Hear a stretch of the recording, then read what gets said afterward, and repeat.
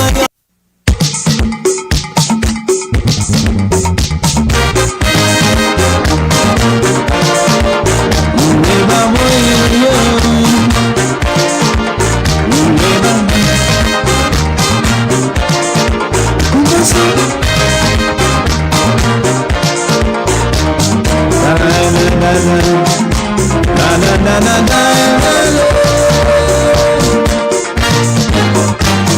I woke up in a special way this morning.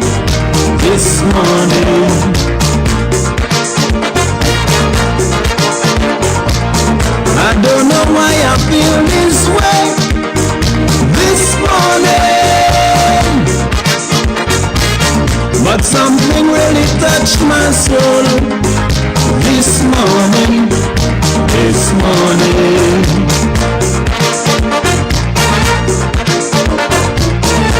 Something precious more than gold this morning. Morning neighbor, hear me, I scream and shout, what's the matter? She asked me what it's all about. Something burning deep in my soul, and this feeling I just can't control. I don't know if it's real, but I want to tell the world how I feel. You should love thy neighbor as thyself, I say, and put an end to violence today. Help your fallen brother by the way, and surely we will see a brighter day. Neighbor,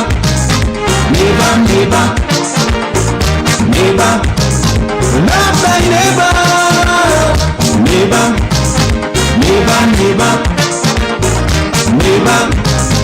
love thy neighbor.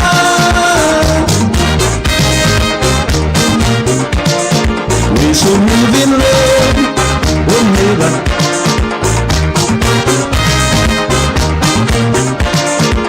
Come.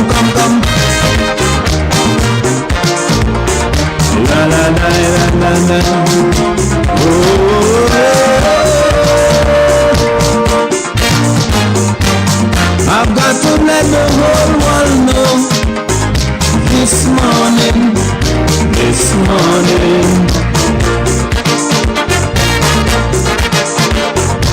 'Cause I've never felt this way before this morning.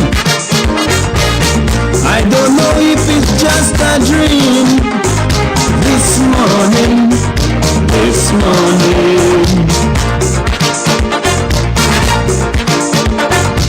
But it really makes me want to sing this morning. Little children, come gather round. Oh my children, I beg you, hold on in hand. Are you ready to sing a song of peace and be happy? In a time like this, it's not yet too late. We could break down the barriers of hate. You should love thy neighbor as thyself, I say, and put an end to violence today. Help your fallen brother by the way, and surely we will see a brighter day. Neighbor,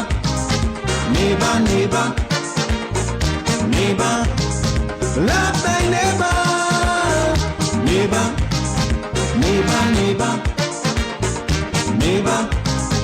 love thy neighbor.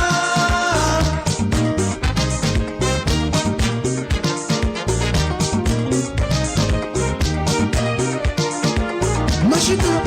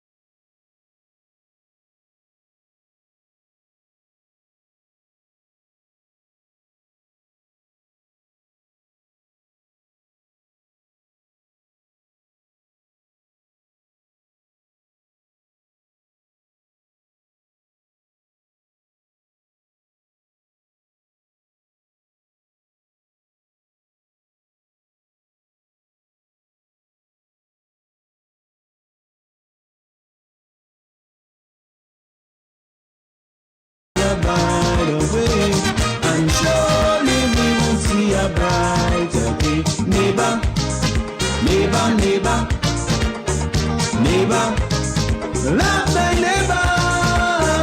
Neighbor, neighbor, neighbor, neighbor. Love thy neighbor. Reach out and touch thy neighbor. Too long we living like strangers. Reach out and touch thy neighbor. Too long we living like strangers.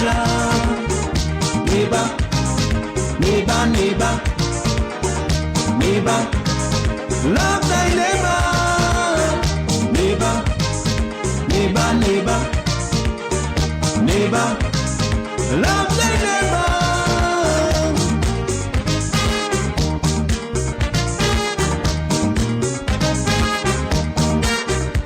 Come, reach out and touch thy neighbor.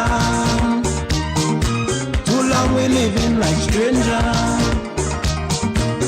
Reach out and touch thy neighbor. I tell you, too long we living like strangers. Neighbor, neighbor, neighbor, neighbor. Love.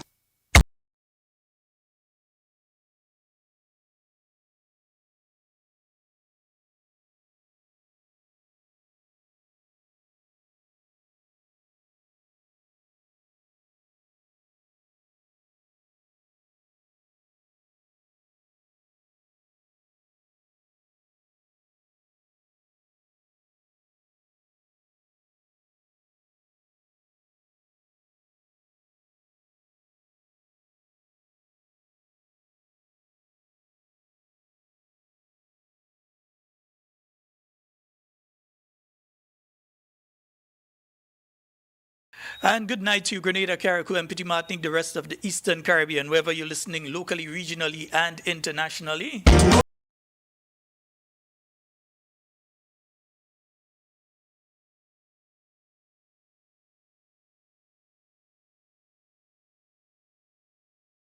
Let me know if you're hearing me nice and clear and everything, because I'm using a difference. Yes, we upgrade the system slightly.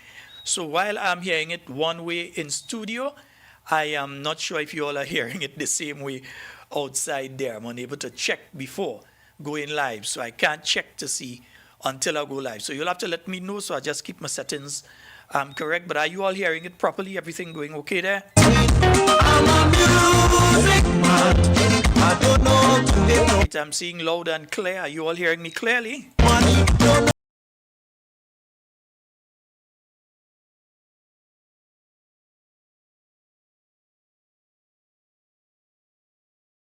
Beautiful. That's what I like to hear, man. Yeah, loud and clear. It's you. Ricardo, thank you, because Ricardo let me know that it was a bit loud earlier. You could tell he's an audio man. So he know it was a bit loud, so he told me so I could have pulled it down a little bit. Nice.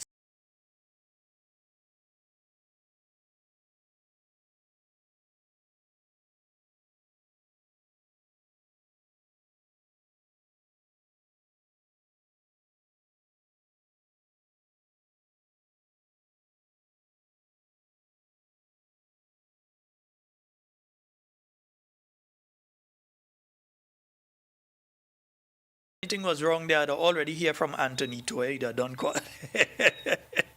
You feel Anthony Nito easy that don't call already and say, boy, fix that level day, turn that one day, yeah.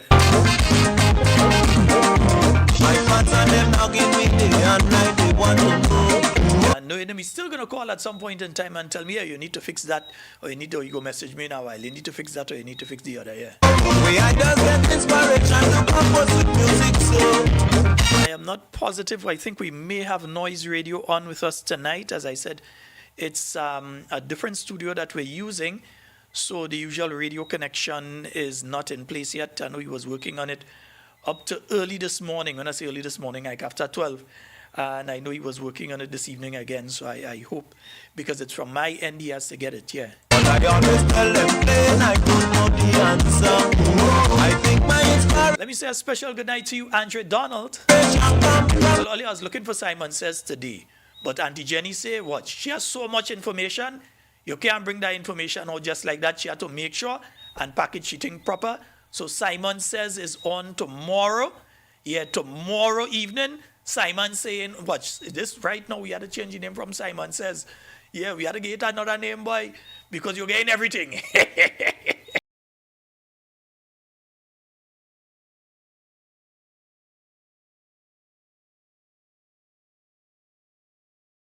And then tomorrow morning, you know, the extension is on Real FM with Andre Donald and the crew. Yeah. They are on the extension in the morning. Even if you judge me and grudge me, you can't take away my. I know if Mr. Pierre go be there, you know, it does be. I cannot tell Mr. Pierre there and Andre there and your Gates and all them. Yeah.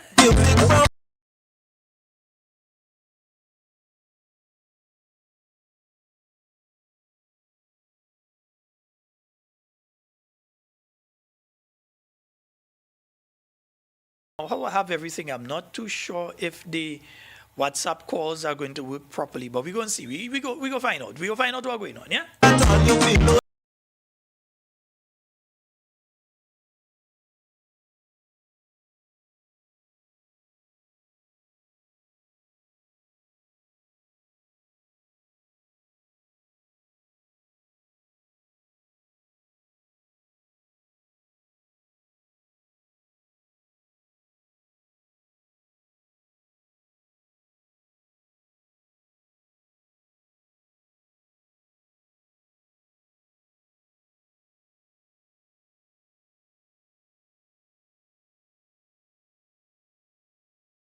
All of you who usually I do a little promo for you, got to send them back to me because I did some work on my main computer and I lost a lot of stuff. So I really like chameleon designs that you have to Padu, you had to send them thing back to me. Yeah. Send it back. I was doing some work there and my promo folder has been lost.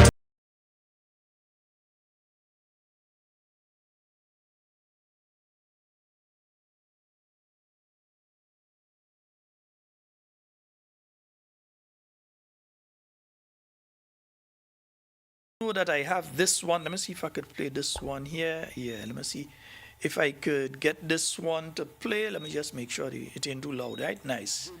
Party NNP New York chapter brings you the best for the new year 2026 and MLK Martin Luther King brunch Sunday January 18 backed by public demand 11 in the morning until you say when. Music by DJ Gemini, donation $30 and we guarantee you a festive time. Listen up. For tickets contact Cathy 347-262-6818, Louisa 347-423-2509, Wendy 917-602-1476, Aisha 917-520-3164, and Saul 315-402-6370. NNP New York chapter MLK brunch, a hearty delight, a true Grenadian tasty experience backed by public demand. Sunday, January 18 at 302 East 91st Street between Lenox and Clarkson Avenue. See you there. All right, folks. So yeah, I think I was hearing a little noise in it. I don't know if that is from my end, so I might have to change out that cable. Nice.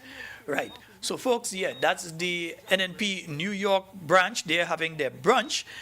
So that's coming up. You'll be getting some more information.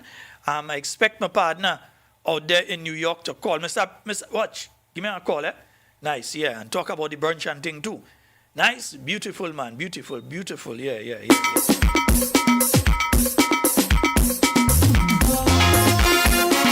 In my father's house, there are many mansions. If it wasn't so, I would have told you.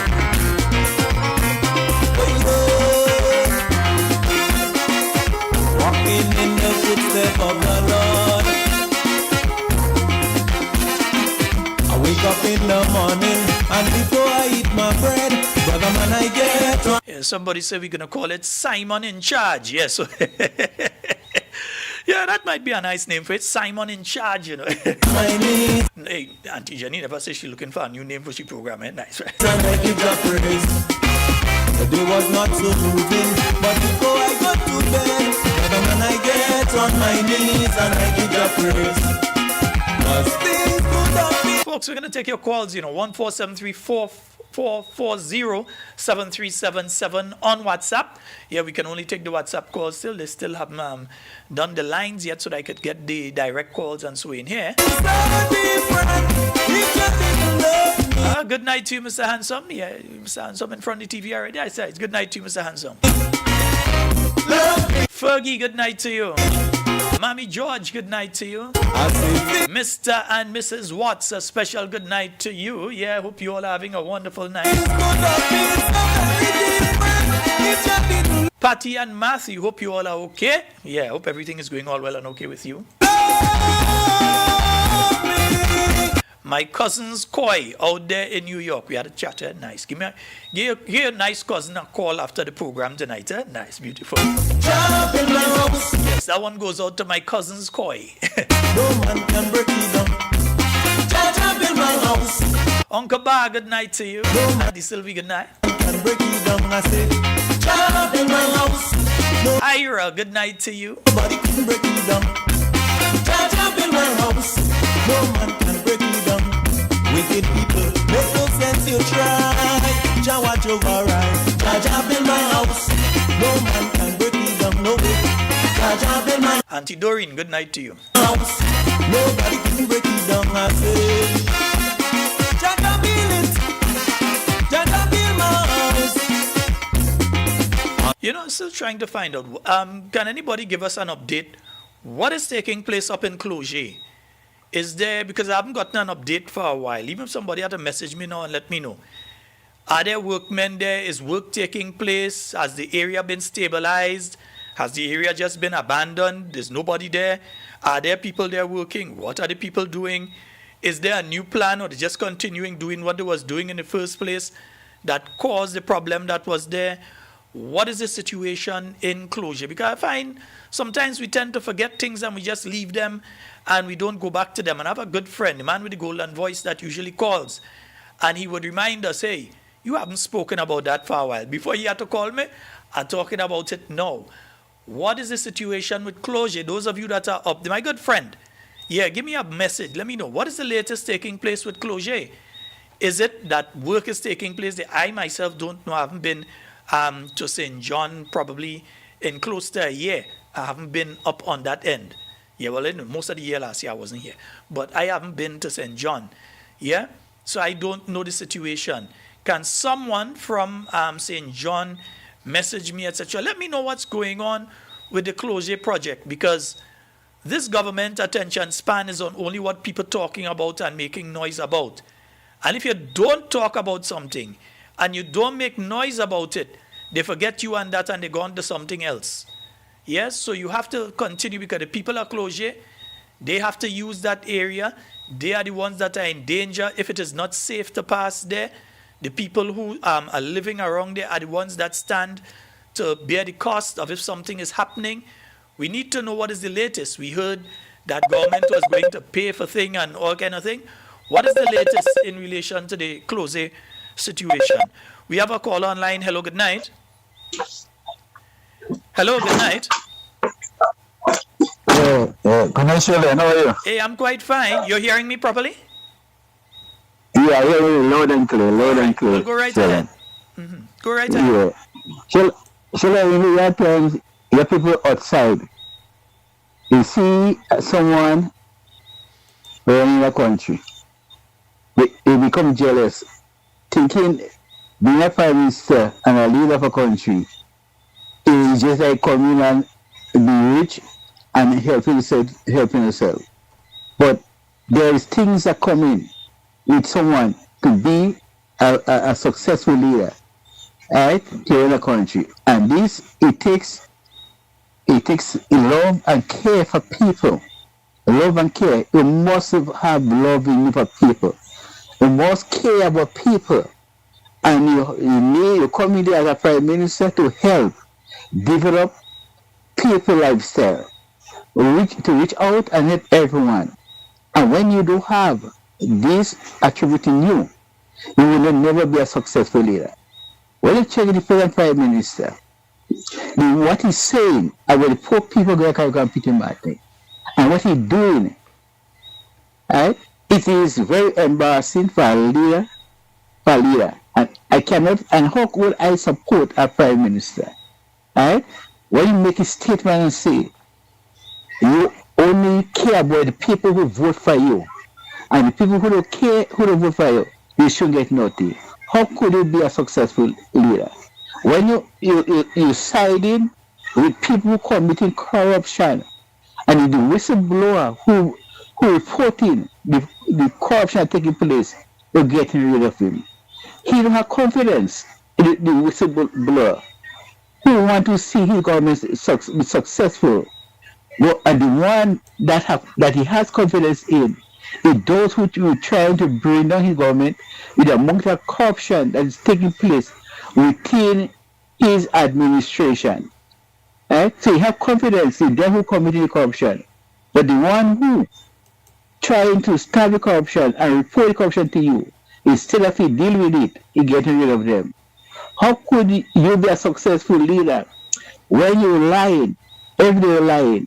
You as the Minister of National Security, I remember we just sang a song about Buffett. Everything they ask Buffett, he don't know. And this president come like his second Buffett. That whatever they ask him, he don't know, or you asking the wrong person. He is the Minister of National Security. Right? You're supposed to know what's going on in your country about security. You're supposed to know. So how could you don't know and you're asking the wrong person? Sheldon, I would like to say to the people going to Carriacou Pitimatic, you saw a man that was smiling. A man have a nice face. But don't look at a nice smile. Don't look at a nice speech. But look at the action of the person. Look at what the person doing. Right? Because smile and speaking nice don't make you a successful leader. Don't make you a good leader. What makes you a good leader is when you care and you love people. I want to see people life come from one stage to the other stage. What is present Prime Minister with his henchmen and what they care about to becoming millionaires, every one of them. We're asking the people that can compete in Martinic. NMP, try, test it and prove. You have a track record, and the track record in government is to help everyone. The election caller and NMP win. They don't see NMP as a government for NMP. They see a government for every Grenadian. Because when any party win, they have to govern for all. No governing for some and ignoring some, because everybody in the country shall paying tax. And if everybody paying tax, whatsoever benefit that come in the country receive, everybody should benefit from it. But shall have a blessed night. All right. Thank you so very much, caller. Yes, okay, indeed. So, folks, and the partners help me out this, so I know that part working properly. Yeah, thing working. He working, and I don't think I see anybody complain about the volume of the caller or anything. Yeah, I haven't seen anybody complain about the volume of the caller. Let me just double check here. Say anything. Let me double check and make sure. Yeah, the only thing I'm missing is air conditioning, yeah, but inside here hot. My name is Scott, and inside here hot. Yeah, 14734407377. That's the number for you to call and get on the inside. I didn't see anything come out saying that the electoral system back up. So as far as we know, the electoral system still down. So I don't know if they're still testing the thing. I hear the testing there. Because we want to know, yeah, what's going on? What is the reason that the electoral system is down? And I know today I saw a release out from the new National Party regarding this issue. And let me just quickly read that release for you all. Let me just remove this from here. Nice, good. And let me just quickly read that release for you all, and I could pull it up here as well. Yeah, they are kind of having to do things a little differently. Do you understand? Nice. Yeah, just trying to get it here. Come on, come up. Why are you not showing? Okay, now you're showing. Yeah, so let me just read the release for you all. It says here, the new National Party expresses deep concern following confirmation from the Parliamentary Elections Office that Grenada's electoral system has suffered yet another software failure, resulting in a temporary shutdown of voter services nationwide. So right now they can't register anybody anywhere. Yeah? The latest breakdown is not an isolated incident.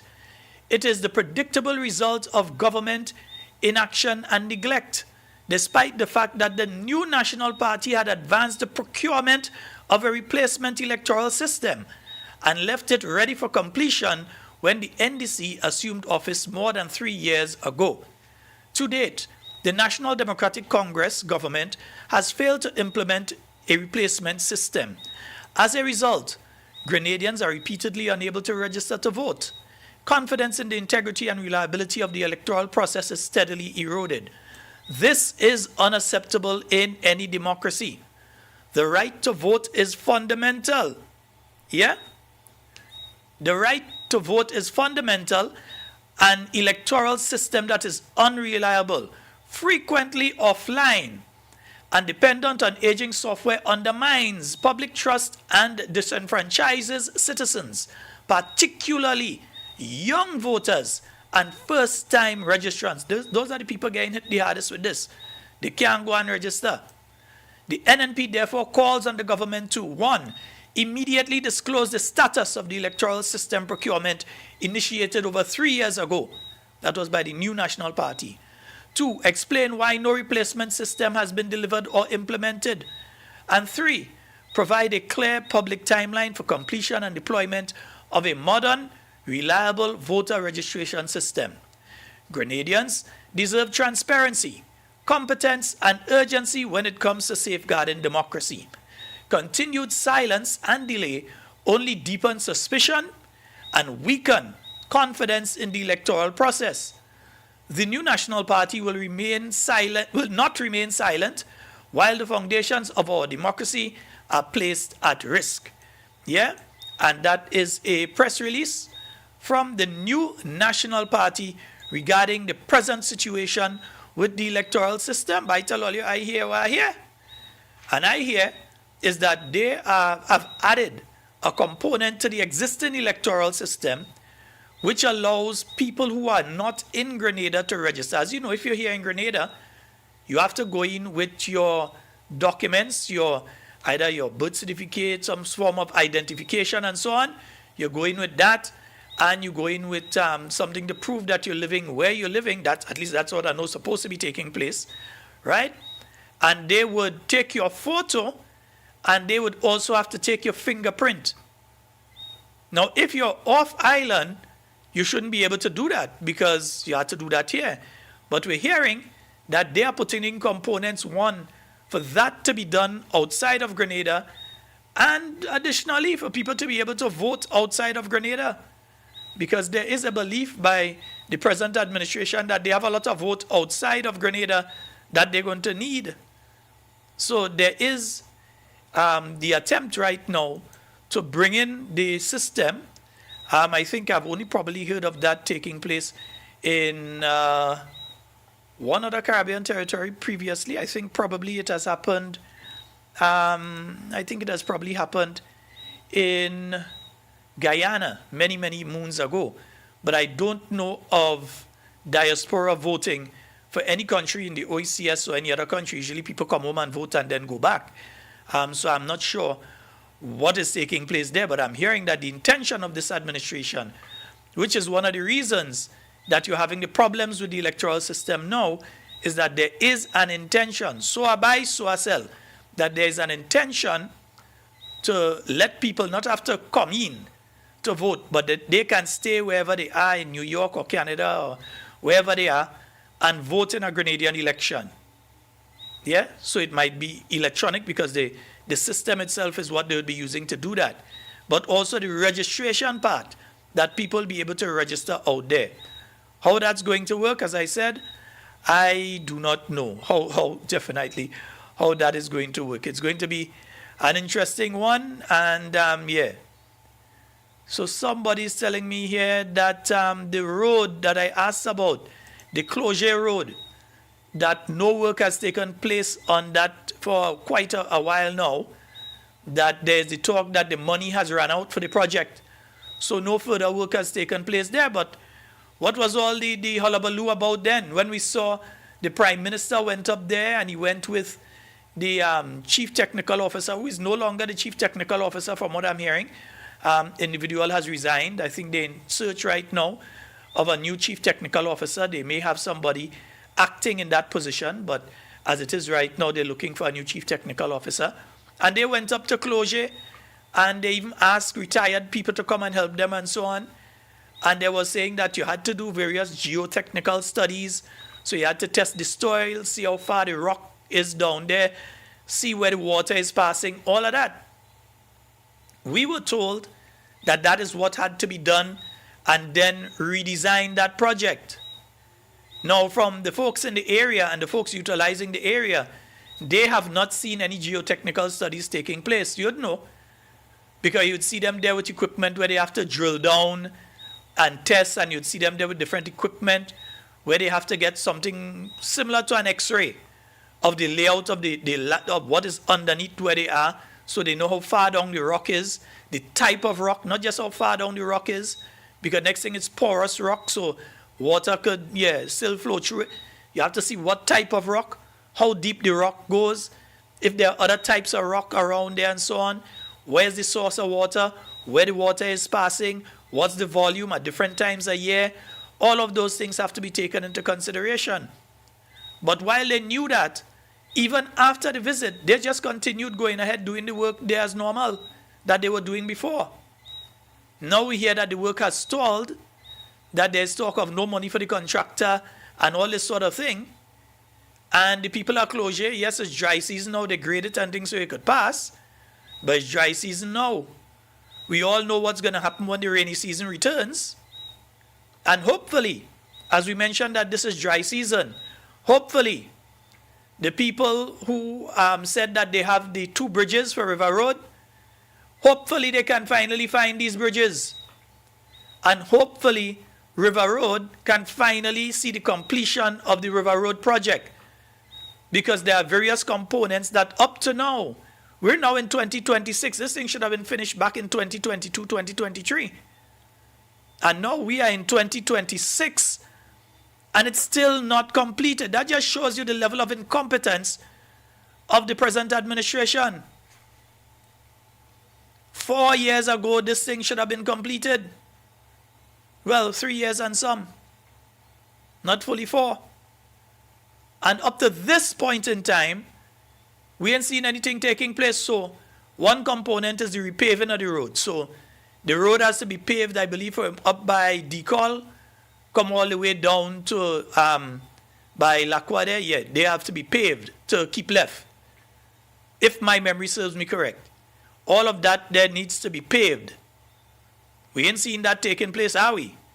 All we seen is pothole upon pothole, barrel hole and pothole, and the road just degrading. And them saying, well, the whole thing had to pave, so they didn't want to waste resources to come and patch this. No, the entire thing needs to be done, and we are not hearing from this government what is taking place. If that will be done, the timeline it will be done, because now is the dry season, it's the best point in time to do it. Although it had a bad flood in River Road this time a year before. Yeah, was around this, in fact, was around this time too. There's a bad flood in River Road way back. That would have been somewhere in 2000 and, I think that was actually 2004. I think that was the same year as Ivan. Yeah, I think the year started off with a serious flood. Yep, you see, I can remember thing in the River Road area. I probably have a picture of it somewhere I'll go find. Many years ago. So now we consider now to be the dry season. We know the weather can be funny when it's ready, but we have to ensure that these things are done. The closure project, now it's time for that project. Should have been in full steam. Shouldn't be nothing taking place there. If the geotechnical study had to be done, it should have started during the rainy season when rain was falling, so they could trace the water and they could say, well, water does pass here and there. Now they have lost that opportunity if they have not done the geotechnical study, which means that if they have to do a proper job, they may have to wait until rain falling again to do a proper geotechnical study to see where the water is passing. Yeah? But in the interim, they could do whatever they have to do in that area that is within reason. But again, you have incompetence at the helm. Because who is the Minister of Works? Who is the Minister of Infrastructure? The very same person that holds the office of Prime Minister of this country. And as such, I think it's time the Prime Minister fire the Minister of Works, because the Minister of Works ain't working. The Ministry of Infrastructure ain't either. Prime Minister, the Ministry of Works ain't working. And it is not the fault of the staff. Let me repeat that, because I don't want people go out there and saying that talking points attacking the staff in the Ministry of Works. Nonsense. I know the people in the Ministry of Works, and they are capable people. The problem they have is leadership or a lack thereof. And it falls squarely on the shoulders of the Prime Minister. Because how you could be in the Ministry of Works waiting on sign-off in relation to a major infrastructural project, and the Prime Minister is never there to sign. And in most instances, when the main minister, the person who actually holds that portfolio, when they are not in the country, it is not advisable for the person who is in an acting position to sign on behalf of that minister. So if somebody is acting as the Minister of Infrastructure, it is not wise for that person to be signing documents, because you may have situations that people within the ministry find, well, the minister, for whatever reason, the minister may know the reason, they're not signing a particular document, and you come in and act in and you go and sign the document. No, that ought not to take place. So you have to be very careful. And as such, people holding the position when he's not there may not want to sign it. Especially he's the individual that like he wants to sit down on every grain of sand within the ministry. And it was mentioned when they spoke about the Prime Minister and his volume of traveling, that if you have such a situation, it makes it very untenable for ministries, because you have contractors who have mobilized and they are there waiting to go and do a project, and they can't do the project because they can't get the sign off by the minister. And the PS can't just go and sign out without the sign off of the minister. So the PS, because the PS can find themselves in trouble. You go and you sign off on something, they say, but who tell you to sign that? Who tell you to go ahead and do that? And you find yourself in trouble. So the minister has to give the okay. And the Prime Minister cannot be pinned down, or the Minister of Infrastructure cannot be pinned down to give the okay. No wonder we're seeing the situation we're seeing with the Woburn Cliff Road. Creeping. Meanwhile, pedestrians and motorists are suffering. Yes, pedestrians too. And motorists are suffering, because the pedestrians had to take the bus and thing. That had to make the long thing too. And the people who are actually driving, they have to go through Woburn, Woodlands, Woburn, Calivini, come around. They have to go through that. It is unfair. It is unfair to the traveling public what they are being put through simply because of the incompetence of an administration. And we have to call it out for what it is. It is nothing more than incompetence. They are incapable of doing the job.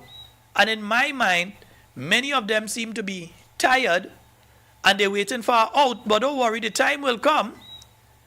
The time will come when, you see, the opportunity will be laid at the feet of the people who are suffering the inconveniences now because of the incompetence of this government, to change the government and as such put in people who are competent and capable, who would not come to you nearly 2 years ago and tell you that the bridges are on island for the River Road project, and then you're there and you're waiting, and 1 year passed, 2 years passed, now you're into the third year, and you still cannot see bridge, you can't see abutments, you can't see nothing taking place.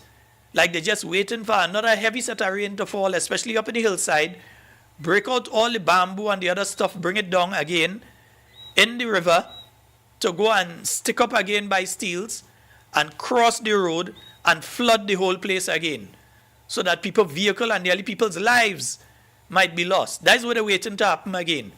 For them to come and say, for camera up, to come and say, oh, we dealing with this issue. Remember, we met this issue and we met this issue. You are the ones that say that the bridges are there. You say the bridges that NNP wanted to put, they do good and thing. You are the one that said the bridges are here in Grenada. And here's this. I challenge anybody to provide me with a photo of those bridges that the Prime Minister said are here in Grenada. Provide us, show the public, say these are the bridges the Prime Minister speak about, and then give us an explanation as to why those bridges are not in place in River Road right now. We're into the dry season. What are they waiting for? They're waiting for rainy season again? Or they're waiting to do it closer to election so that they could come and cut the ribbon and say, look, we get this done. And hope that people forget all the inconvenience, all the people whose lives are being placed in danger on a daily basis when there's heavy rainfall, all the people whose vehicles were damaged and destroyed down in the stadium car park, etc.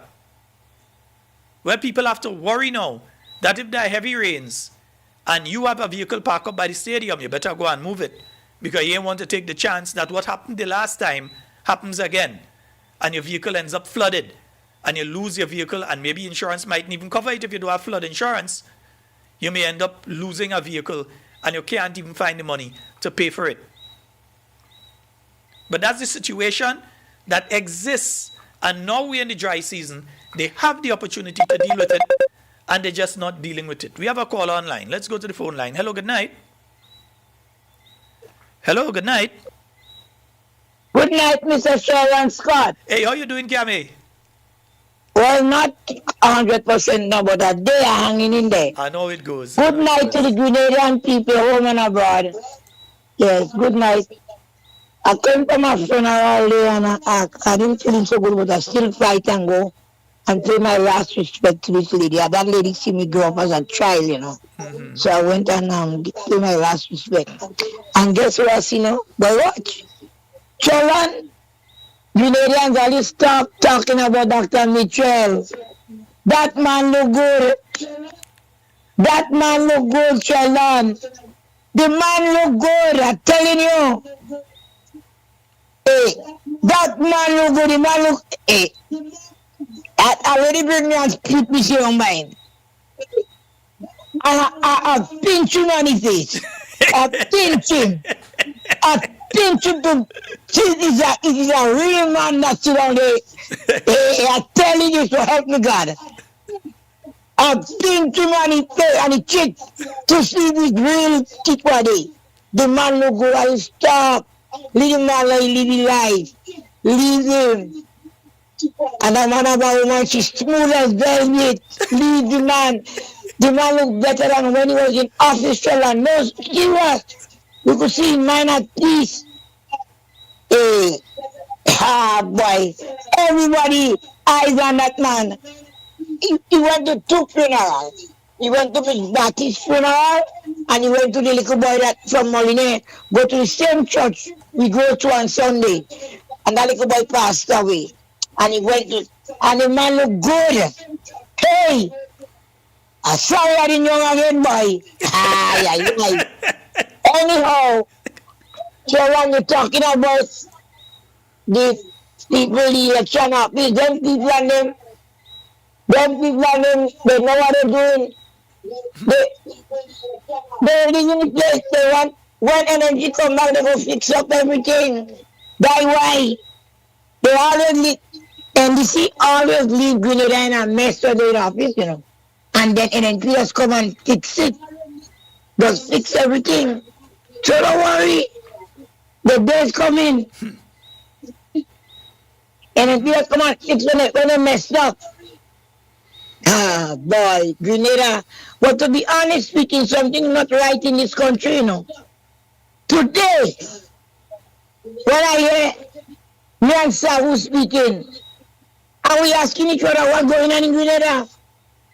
Mm-hmm. I pass on the sidewalk in front of what I get now, Lisbon Valley and Pharmacy on the other side. I know we're talking about everybody, the green field, the planting, by poor Grenadian people, I'm going through something. Mm-hmm. I know people like Sabu, are people like don't know what's going on, eh? It rough, Grenadian no, not because I'm supporting NEC. It rough for the poor people, the genders. that selling on the sidewalk and police running them. They leave one end, they go another one.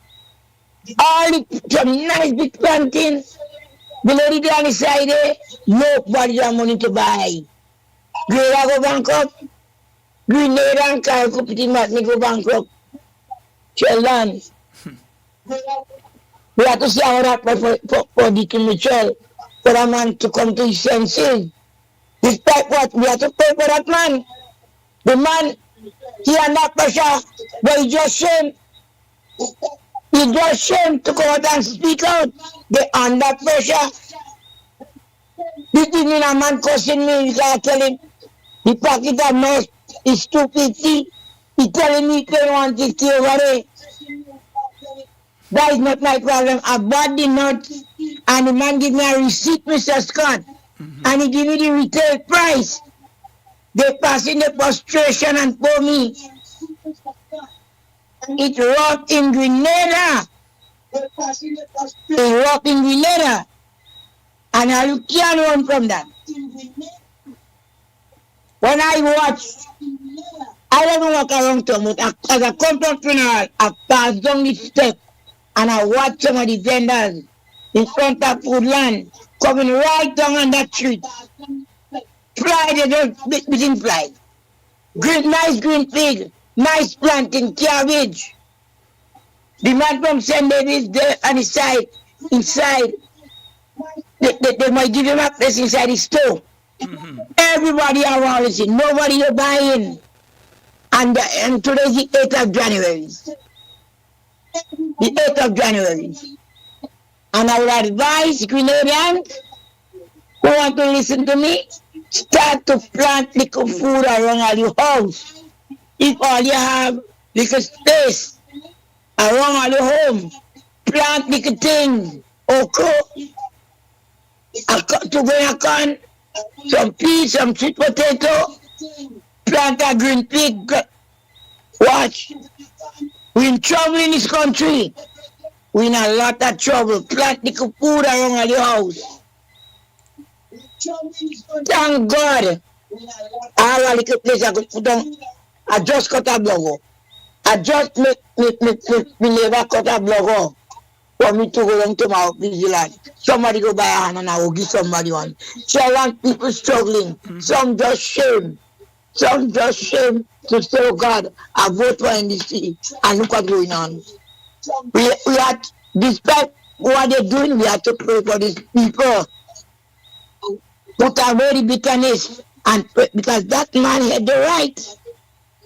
At least as somebody said a thing for me. As a prime minister, he's a leader of the country. And the world listening when you go on television talking that stupidness. The whole world. My son was in Iraq once. And he said, Mom, look at how you're speaking. You're there on radio. I listened to you quite in Iraq. The world listening to the Prime Minister, you know. He and Mr. Dow, the man in the School of Medicine. And the man, well, what's going on in this country? The world listening, he was a leader, you know. A leader of a country. Hey, Papa God, God forbid. I will not vote for NDC. I have no reason why I wouldn't vote for NDC. I will not vote for y'all. Because under NDC people used to get work. And then used to get NDC people used to get to supply. They used to get some sand. They used to get some gravel. I'm not giving any people nothing. It's wrong. I pay tax. Everything I buy, I pay tax. Everything I buy, look at Justin and buy everything. Piece of cheese, $12 for a little piece of cheese. It's sad. It's sad. And I used to see what's going on with Trump. They take another thing in national waters. Just you how much money Trump won? You have a U.S. embassy here, you know. And a lot of things going on. I was saying, who hurt people? Who do this, who that? Nothing. You have a U.S. embassy here? And Trump go put pressure on us. Rastaman is to always call Shaggy and say, Grenadian, the rice boat go stop come, plant food. All you start to plant food. Mr. Scott, good night. And good night to Mr. Watt and your lovely wife. And to Bubbles. Bubbles listening now. A young man from Sunday, just listen every night. And you know Patricia and Matthew. Conductor. Patricia and Matthew. Bubbles, good night, Bubbles. Yeah, your grandson. A lot of young people. Mr. Scott. Yes, ma'am. A lot of young people, children that listen to you because they was coming and tell me, Miss Cammy, I hear you last night. A lot of people are locked on. So I don't understand what's going on. We have to pray for the country. We still have to say a word of prayer for the military. We have to, because the man under a lot of pressure. That man under a lot of pressure. Trust me. Have a good night, Grenada. All right. Have a good night. Dr. Mitchell, good night. I tell you, I've been humanity. Hey. Have a good night, Mr. Scott. All right, and Gabby. be very careful where you eat and drink. Yes, ma'am. Be very careful. Because I know they want to shut me up and they want to shut you down. Yep. Trust me.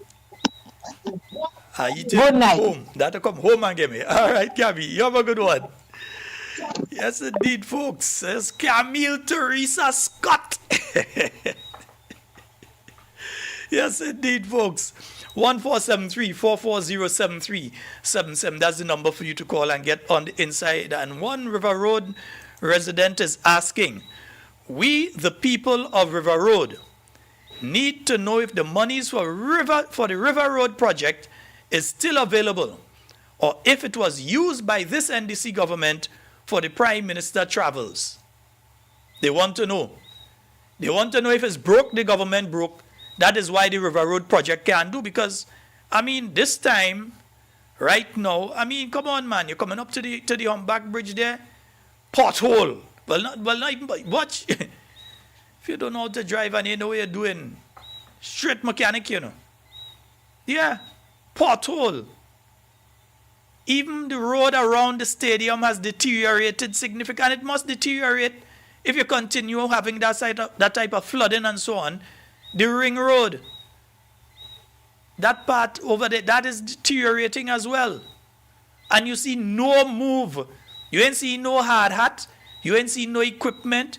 You ain't see no pre-staging. You ain't see nothing taking place to deal with that River Road project right now. Maybe for the River Road project to happen, it might have to happen like the Cliff project. Put Andy in charge of the let him hold on as Prime Minister, Minister of Infrastructure and Works, and let somebody check him and say, yo, here now, you could handle a scene so by so, with so and so, yeah, and let him sign the contract for them to get it, which he ought not to have done as the acting minister, because I know that one of the first things to tell you as a minister, you don't do that just so. You don't go and sign thing on behalf of another minister. No, let the minister sign the thing for himself. That is the responsibility. Yeah?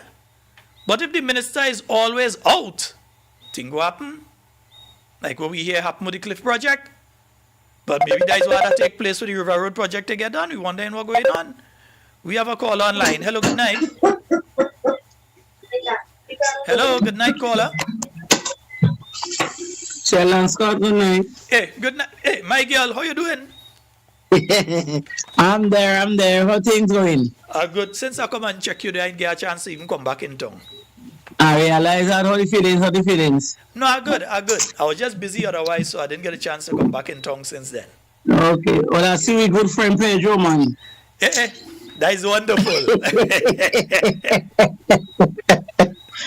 Sheldon, something I want to tell you concerning our ID card in it. What we have to get feed vendors ID card. Okay. Sheldon, since, let me tell you about October, within September or October, we supposed to get the ID card. They tell us we had to pay $25 to get the ID card. Mm-hmm. Sheldon, up to now, we can't get the ID card. And that is the card that allows you to be a fish vendor in it, so that people know Yes. you are That's registered. your registered fish vendor. Right. Up to now, we can get the ID card. So what have they said is the hold up? Well, the lady who have to get the ID card was on holiday. That's why I was saying you don't have no substitute, because what I'm saying, if one person on holiday, nobody else can do the work. But that is madness. All these things are causing the fish team to mind because they're not doing the work. They're not doing the work. And they go telling us now we have to go to a workshop Monday and Tuesday in order for me to get the ID card. Sheldon, I am not going to that workshop. And they can't put me on the market So because I'm not working with them. after they put you through all this thing, now they're saying that you still need to go and do a training after they Do have a you training waiting for to get this. the ID card. To get the ID card. With this training, they talk about training all year, but they never come towards it, you know? I They know never say nothing again because they say it was whole and whole and whole and whole and you know. This is crap. I glimpsed something today that the Melville Street Fish Market is closed for whatever reason. Monday to Tuesday. So all I'm saying, you will close down our sales from Monday and Tuesday to go in a workshop. So what's about we customers? Who come and get a little fish Yeah, to go buy? I didn't read it, so I'm just looking for it here now to see what it was about, as you call it. I said, no. Yeah, but you see what they come and do? They come 2 days to 2 days now to come and tell and they to close down for Monday and Tuesday. That is not right. They can't close down, maybe they have to have an alternative for that. Everybody can go at the same time. Yeah, I'm seeing it. Everybody can go at the same time. It's ridiculous.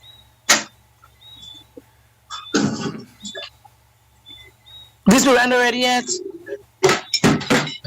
They need to get the acts together, man. They're not ready yet. They're not serious about what they're talking about. So since it would be closed for 2 days, how does that affect your ability to make some It's going money? to affect me. It's going to affect me a lot.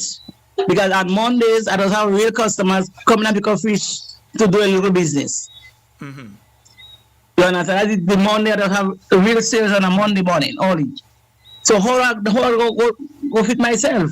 That is not right. So isn't it a training that they could, because I see they're saying phytosanitary and sanitary standards and so on. Yes, we understand these things are important, but couldn't they do that training on an evening time or something? Because they say from 9 till 4 o'clock, 9 till 4 o'clock. When 4 o'clock, where say they cook it from 4 o'clock? It's a whole day session. That is not nice. They are talking about sanitary and that. Come and see the market and they talk about sanitary. They have about health. This one not ready yet. They don't want to clean the market, they're talking about health. That somebody might have cleaned the building, I would recommend clean somebody else's own. They need to do better than that. If one person go on holiday, you have somebody to do the work. They can't wait until the person come back for 2-3 months holiday and come back now and comment about meeting one Monday and Tuesday to the workshop. That is not right. So the first thing was that the person who has to do the cards is not there. Now it's changed to you have to do a training before you get the card. So the reason you ain't getting changed now. Yeah. I would say that if they're doing this, I would have thought that the smarter thing to do is to break it up over a period of time in the evening so people could still earn $1 in the day. Things done hard enough as it is already. So that people could still earn $1. And then you say, even if you say, okay, well, we starting that training at 3 o'clock or we starting at 4 o'clock or whatever it is. And people know that, okay, you could make your money in the day and then you organize yourself to go and do the training after. But to tell people straight up, you can't make any money on Monday, you can't make any money on Tuesday. And you have to go and pay Grenada and Flo and all of them on your own, you know. And then I have to pay the fisherman. I have to pay the fisherman. Yeah. You understand? That is not right because what I'm saying, Sheldon, these people I don't know how they get in the dollar, you know. Their money coming from emergency service, I had to work hard to get mine. They don't know how, they don't know what to invest in the market. They only come in and say this and come in and say that, you know. These people are not ready yet, you know. And they say, you know, if you don't go in the workshop, you can't operate in the market. Joke they're making. They're not serious what they're saying about they can't operate in the market. That's joke. Well, I would say as a group, you all should have a discussion with them You is your foot in the fire, so you know how it burning. You know how You hot see it what is. happens, Sheldon? So you So let me want to tell you have a something. word with them. If you know about you have other hypocrite vendors too. They buy it like razor blade. The man see how much razor blade. Some of them cutting on both sides. They cut They it tell you on saying both something sides. yes, and behind nobody say something different. Them is razor blade. But I just tell them I don't put more than both to talk about. Come and say what I have to say. And when I see things going good, it's going. When I see things going wrong, I say it's going wrong. They don't good. They don't good already yet. Well, tomorrow is me and them, you know. I make me live tomorrow, you know. I'll be alive with them, you know. I make it live tomorrow, please, God, Sheldon.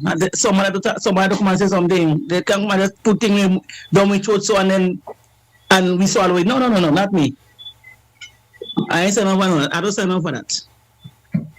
You shall have a good night. All right, my dear. You have a wonderful one yourself. You. Yes, All right. indeed. Yeah, that's my good friend in the market down there. Yeah, I saw this, but I didn't get a chance to read it until she mentioned the thing there. I said, no, I saw something pop up in my email about temporary closure of the Melville Street Fish Market. But I didn't get the chance to read it until a short while ago. And I would say the best way to deal with that is that, one, it is kind of unfair to ask the vendors to not work for 2 whole days. That's 2 days' salary. You don't know the situation. You don't know the bills that they have to pay, the suppliers that they have to pay, and the people that are depending on them. So you're saying that the people who usually come to the fish market on Monday and Tuesday, if you said to them, hey, there will be early closure on Monday and early closure on Tuesday so that this training could be provided, that's another something. But to say you're just closing down the place for the whole 2 days, if I was the minister, that ain't happening like that. You have to be reasonable when you're dealing with people. Yeah, that is just how I would say it. You have to be reasonable when you're dealing with people. Now, somebody did mention this thing a little earlier today, boy. Yes, indeed, folks. 1473-440-7377. That's the number for you to call and get on the inside. Yeah, the new component to the system, walk-in, boy. Walk-in. Nice. Still keeping the old one close by, you know. You can't be too sure, yeah. Yeah.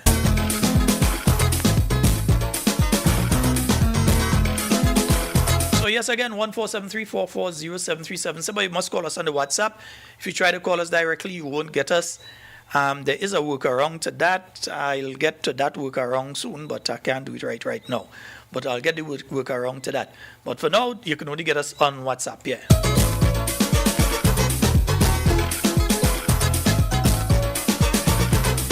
Give the fisher folk the ID card. Yes, sort out the thing properly for the people. All they're doing. We have a caller online. Hello, good night. Hey, hello, good night. Good night. How are you doing tonight, boss? That song has Tito that day, man. Yes, good night to you, man. Good night to Paradise. Good night to the Coco. Good night to my constituency. Good night to my minister. And good night to all my members on board and who coming on board. It's something I just can't do. I don't want to like regular, but something is on my mind and you understand and I want to claim my minister, Miss Skita Lewis. I just want people to know because I want to talk on this $10,000 what they giving unto the ministers and the man feel I'm going to tell you. The minister herself has explained it. I'll play it again. Don't go to try explaining it because if you don't understand it perfectly, don't go try to explain it for them to try to use that back against the minister and say they say through you that if you don't understand it perfectly as exactly how it works, how it came about and how it works, leave it alone. I would advise you on that. It's either you take my advice or you leave it. But that is my advice. All right. Okay. I'll take your advice. Yeah, because I know what they've been trying to spread in relation to it. Now, I'll tell you this, in the 2022 general election, the NDC as a grouping decided that one of the seats that they must win is St. Andrew Northeast. They wanted to take a seat that has never left the New National Party since the New National Party won that seat. I think that's the only seat that they lost in 1984. And after that, I don't think the New National Party has ever lost that seat. So they wanted to take, they know they can't brace up in St. Mark. They know they couldn't brace in St. George Northwest, which are two of the three seats that don't leave, that never, they considered to be, in political sense, although I don't believe in the terminology, safe seats. They try hell hard to get rid of Kate Skeeter Lewis Peters. They try hell hard. They wanted that seat bad. They still want the seat as bad as that. The problem they keep having is that the candidate that they have at this point in time, nobody don't like her. They don't want her. You don't see a culture man and them calling and cuss her on Shaggy in the morning. Yeah? And the culture man say he didn't do it because I have it recorded. They just call and cuss her and say that all kind of thing about her. And that is just culture man repeating basically what has been coming from many other NDC in the constituency. So what they are doing now is trying to damage as much as possible Sister Kate with the people of St. Andrew Northeast. I think I said St. George Northeast earlier. Let me just make sure. St. Andrew Northeast. They are trying to damage her image with the people and her connection with the people. How are they attempting that? They want to make people feel that she is getting $10,000 cash. Every month, they're giving her $10,000 cash, like they just hand her an envelope or a stack of money with a rubber band around it, or one of them paper clip that was used in the bank, one of them paper thing. They'll just hand her that and say, hold that $10,000 and use it in the constituency. That is not what they do. Every constituency, including St. Andrew Northeast, has a checking account opened with a bank. The government of Grenada provides the $10,000 to that account, and you can't go and say, well, I'll go in and take out a $5,000 or I'll go in and take out a $2,000 or so. You're provided with a checkbook. The MP is not the only person signing. Skeeter would sign, but there's another individual that would have to sign as well. I think it's the clerk of parliament has to put their signature. It's two or three people can sign, but the minister and I believe the clerk of parliament has the signature on the checkbook as well. So she can't just take check and say she handing out and she doing what she want. She has to give an account on a regular basis of what the money is being used for, and they specify the only things that that money can be used for. So it is not a case that she has some money sitting in the drawer. Andy might have, Tessa might have, number 10 might have, they might have envelopes and bags of money sit down in the drawer because they know they get it. They may have that they could just dip and hand people when they come. But an opposition MP, as Sister Kate, all she can do, you come with your requests, they see how much money remains in the thing, and they would write a check, and they're writing a check to you, Tito. If you come and you say, well, I go in Hills and Valleys Pharmacy, or I go in Mitchell's Pharmacy, and I need to get this medication, and this medication is important, and you bring the invoice, then they write a check for that invoice to the pharmacy, not to you. So you can't go and cash it and say, well, I hold our money, boy.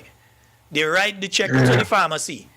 They might write a check to help you to a doctor. They might write a check to a supplier to supply some.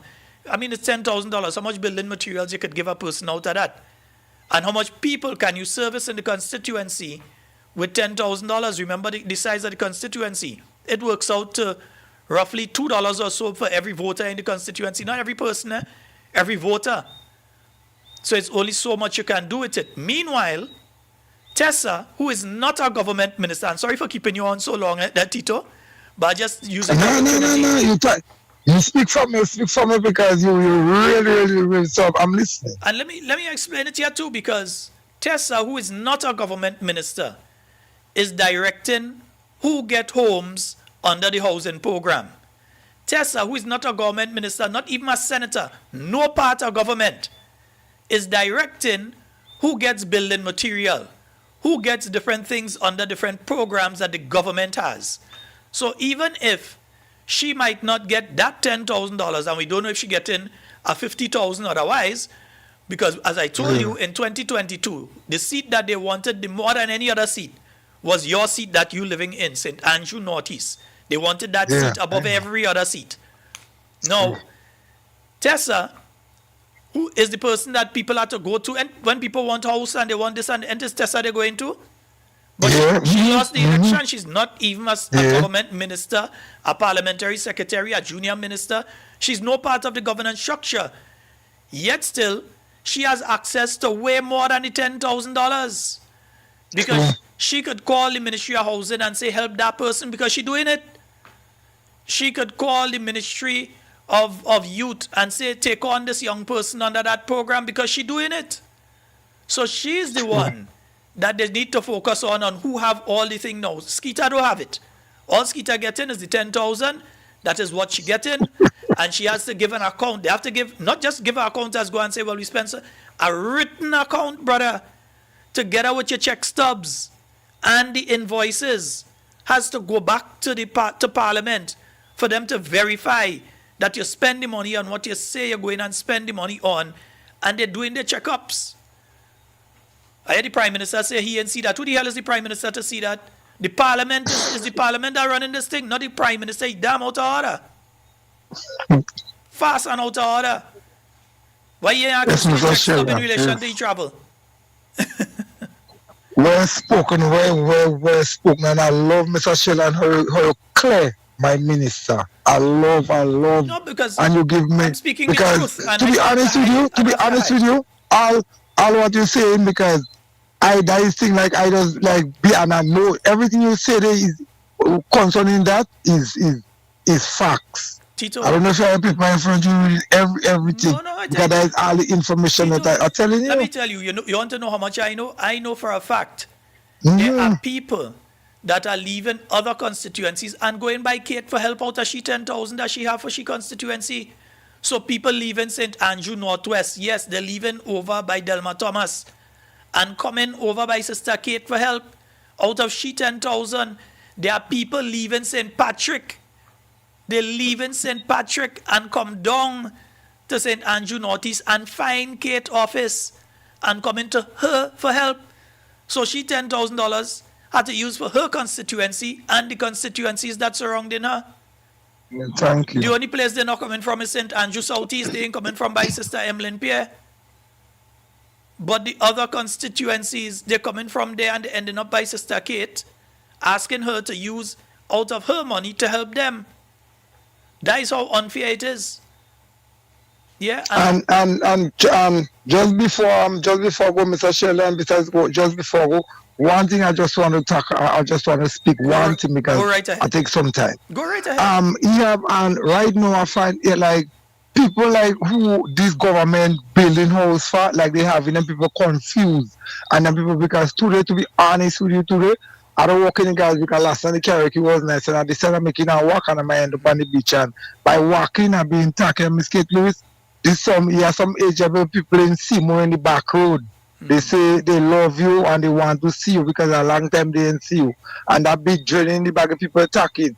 And the next thing, and the thing with the housing thing now, they have a lot of people kind of confused and like watching one another like bad and vexing, because they're building the house and they're giving people the house. They're giving people who have family like 2 and 3 and 4 children, they're giving them the small house, and people who don't have kids, why just like everybody, yes, I got everybody get in, but the issue the people and them, how they could be giving like a family, the smaller one, and they giving like a single person, like the 2 room and your much room, you understand? And they giving, that makes no sense. You know, so Mr. Sheldon, thanks very, very much for having me tonight, and NNP and my kid, my pumpkin, and I know right now we spreading, we for what I feeling and I seen in Simon, and today I'm telling you, I'm on the ground. And thank you very much, Mr. Sheldon, for having me. And Tito, God bless you. Sometime during next week, I want you to send back to me. You send some photos of some of the work you do with the body work and so.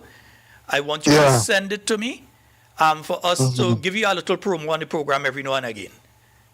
Use my people, man. We have to help each other. Thank you. Yeah, so send some photos and thing again. And yes, even if you have a nice, clean looking video and thing, And we go Yeah, to those promo on the them. program. We have a problem Yeah. with that. All right? Yeah, because thank you very much. Okay, brother. You have a good one. Thank you. All right. All right, same here. All right. Yeah, folks, I know what I'm saying, no. They wanted Kate's seat bad. And they still want it. Because they believe if they take that seat, they prove something. They better study all that they're about to lose. Don't study the one that all you can't win. Study all that all you're about to lose. All you better go and focus elsewhere. Yeah, all you feel like short girl easy. Go there. All you go find out. All you go found out election morning. Yeah? Interfere with Northeast people up there in St. Andrew Northeast. Even interfere with the ones in St. George Northeast. All you go find out. All you go found out the hard way. Go right ahead. Yeah? But folks, that is the situation, with the $10,000. It is not a situation that you're getting $10,000 a day or $10,000 a week or $10,000 a fortnight. It's $10,000. You have people that coming. The elderly people that really can't afford the medication. We saw the consumer price index. We know the price of the medication keeps going up. So you have the elderly people can't afford it. Especially some of those medication for specific things like glaucoma and so on. Some of those things very expensive. So they may come with an invoice at $200-$300. You might have 10, 20 of them that come to you during the month looking for that. So you understand, that's about what? 2,000, 3,000 gone there according to how much they come with. If it's 200, 300, whatever. Right? Or as much as 5,000 going, nearly half the thing, just in medication. Outside of that, you may have mothers who are there and they have the children. And due to the increase in the cost of electricity, you may have a situation, the electricity cut off. You have to try and assist them, or the water cut off, or they're looking for help to put in a water connection. Those kind of things, you have to try and help them. There are things that it cannot be used for. There are things that it can be used for. You always have situations of people that need, outside of the medicine and so on, there are people that have to do different tests and so on. They may have an injury. They need to go and do an MRI. They need to do a CT scan. They need to do an X-ray. They need to do blood tests. All these sort of things. And the money comes out of that same $10,000. Meanwhile, those who are in the government service, they have access to other money because they have access to millions of dollars. So while Tessa have access to millions of dollars, tens of millions of dollars under various ministries, Sister Kate only have access to $10,000. So know who all you're talking about and who you're going behind. We have a call online. Go right ahead. Hey, good night, Sheldon. Good night, Talking Points. Hey, what's up, Happy bro? New Year. I think that's the first time I called for the year. Yeah. That's not a bad thing. We didn't want to hear you. You could go away. How you doing, bro? I get too much stress. Nah, man. Stress, I can't take stress. So, yeah. Watch me. You swear talking about it, but it's $10,000. How much time we talk about that? No, but you have to And then continue talking NBC it because they spread it. They continue to spread it, and they might catch one or two people. Exactly. And Honorable Kate Lewis explained that thoroughly over and over. And you cannot understand this thing. I don't know why NBC. Watch me. I keep saying NBC is like a certain people in America. And they sit down and watch nonsense happening. And it's like they don't believe in, they can't believe, like they're so indoctrinated with stupidness that they will continue going on with this thing. For instance, I listened to the Prime Minister. Okay, go ahead. I listened to the Prime Minister Monday. And you know the little clips will come out with certain things that you say. You know your NEC supporters say, well, we take the man's thing out of context. But you're watching the full program from start to finish and you're listening to this man, and this man detached from reality. May I humbly ask, my friend, detached from reality. May I humbly ask of you, my friend, what are we taking out of context? Since they tell you that, what are we taking out of context? Well, I don't know. I watched the whole thing. I was watching this thing live. This man said not he to ask question. The man said the media doesn't come around. The media, watch. I don't know, boy. There are clips where the man say information is on a need-to-know basis. He, his own words, he said that, my God, no hearing police crime, we get promotion. Then I listen to I listen to brother Vanny Cohen. This man, number he's in. I don't know, but this man, watch. All I have to say, Sheldon, is that I hope that we the NMPites, we look at the voters list, you see what's going on in the elections office. We scan the list, we do a walkabout, and we play ready. Because that election closer than we think. NMPI, it's the election closer than we think, and now let's see what they're trying. And remember, I said before, this NDC party cannot win the next election without the diaspora. I've been saying that over and over on different programs. Take it serious. There are names. Tonight again, Sheldon, I go through the list online, and I put in names of people that I know that died before the last election. And the names still on the list. There are 5 names I put tonight that is still on the list. 5.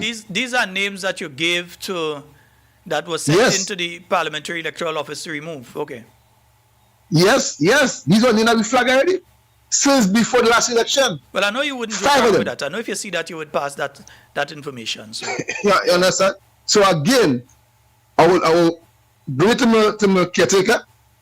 I'm the chairman, and because this thing is serious. Because if you're doing that, because even tonight, I put in my name, and for some strange reason, I see another person that had the same name as me, but a different middle name. And first time I seen that name come up when I put up my name, I was like, okay. I not man. You know? I've had. There was an instance where there was an individual that had the same name as me, but they traveled, so it's me alone now. Yeah, but first time I see that happen, when I put it in digital. Here the worst part. When I was in Trinidad, right? There's an individual with the same name as me living about 3 or 4 houses away from me. Yeah. No relation at all, but exact same name as me. And when I was growing up in Springs, I had the same situation. An individual just living a few houses away from me with the exact same name as me again. Yeah. So I just want to wish all the members, all the MPs, all the caretakers, everybody, a prosperous 26. Let me get this thing done, and let me get rid of this joker to that place, because them men they really I don't know, they detach. And something that kind of caught my eye today. I see the Prime Minister give one of the ministers the most advanced minister for the year 2025, and I laugh because the name that I saw wasn't the Star Boy. Or now going on? I saw that post. You saw that post, eh? I saw that post, but you know that there are various elements that are trying their very best, and we have to talk the things out. We can't see things happening. In my view, we can't see things happening and see people sharpening knife and getting plans together and hush we mouth. No, they are going heavily after our political leader. You know. And the reason he's doing that is because he's trying to build the profile of that individual to be able to defeat our political leader. But let me tell him something. That person getting the kind of licks that the man in 2013 did get. Not just licks, you know. He gained licks to the level of the one in 2013. You know that one in 2013 get real blows. So this one just as much licks or more. And you know what I like about Honorable Pierre and the NDP right now? We making too much of noise. Let the NDC stay in the delusion. But we there already, we inside already. Let it stay the way that. Because the Lord, the very Lord, I listen to them. The very Lord. You know I like noise, we do well. That's what you do. But we do work on the background. We do work. But anyway, I'm listening. All right. All right. Thank you. All right.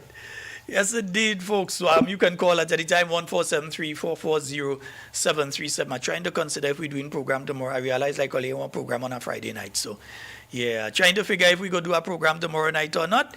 But things. So, folks, let me. You know, the main thing I wanted to deal with tonight, I ain't even touched it yet. Yeah, and that is the fact that 3 regional prime ministers now have indicated that they are going to allow the United States to send non-national deportees to their country. So we heard earlier in the week, either Monday or so, we heard that Prime Minister Gaston Brown of Antigua Barbuda, Prime Minister Roosevelt Skerrit of Dominica, that both of them have acceded to requests of the United States, a request that was made of Grenada since early last year. In fact, before President Trump was sworn in late 2024, we got the story already that they will be asking Grenada to take non-national Grenadians. We heard that they'll be asking Grenada to take deportees. The government here at the time said they don't know what we're talking about No approach was made, all kind of thing. President Trump was sworn in. And afterwards, the approach was made. We didn't hear about the other islands. We heard about Grenada. It was Grenada and Turks and Caicos. Those were the two islands that were approached earlier to take refugees, not refugees, deportees from the United States. Then, after that, we hear the government said, and let me see if I can find it. Yes, I am sure that I have it, so I can play it. Later down in the year, in fact, on October 19th, to be exact, is when we heard the Minister of Legal Affairs and the Attorney General, is when we heard her making this statement, yeah? The United States had raised the deportee issue again, but referred to the government's earlier position on the matter. We did receive earlier in the year, I think sometime in January, a request to house third party or third country refugees or nationals, third country nationals. And we did it. And they're not refugees. That's a wrong word. I made the mistake of saying it a while ago. It's not right. These are not refugees. These are deportees. People who they pick up and they put in out the country. They say most of these people they consider to be criminal elements. I am not saying that they are. I'm saying that is what they say these people are. And they don't want them in the country, so they're putting them out. So no refugees. United States that we will be willing to accept Grenadians who they wish to deport out of the United States, but not third country nationals. The request has since been renewed, and we have not responded because we have not officially changed our position. But they have again made the request as far as I know, but we have not given an answer. Do we have to give an answer?